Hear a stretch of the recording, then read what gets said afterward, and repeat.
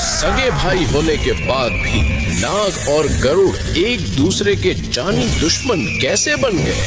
आखिर क्यों गरुड़ हमेशा बेचारे नाग को मारने की कोशिश करता है? ऋषि कश्यप की दो पत्नियां थीं, कद्रु और विनीता। उसमें से पत्नी कद्रु ने पति कश्यप की बहुत निस्वार्थ भाव से सेवा की, जिससे प्रसन्न होकर ऋषि कश्यप ने उनसे वरदान मांगने को कहा।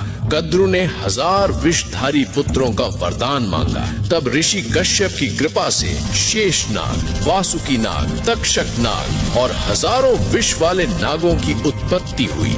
लेकिन कद्रु को हमेशा विनीता से बहुत ईर्ष्या थी और इसी के चलते एक बार दोनों में शर्त लगी कि समुद्र मंथन से निकले सफेद घोड़े की पूंछ का रंग कौन सा है।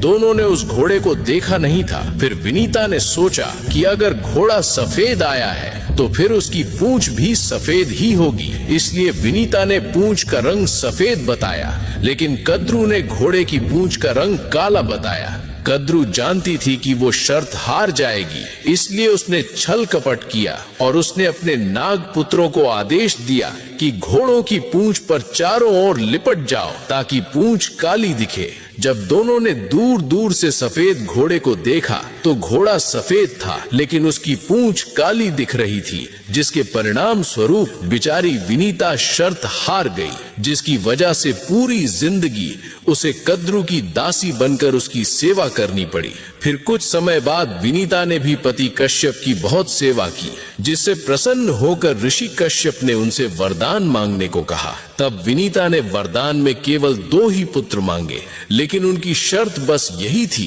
कि मेरे पुत्र भले ही संख्या में कम हो, लेकिन बल और तेज में कद्रु के 1000 पुत्रों से श्रेष्ठ और शक्तिशाली होने चाहिए। तब ऋषि कश्यप की कृपा से उन्हें पहला पुत्र अरुण आया, जो भगवान सूर्य के सारथी बना, और दूसरा पुत्र गरुड़ आया।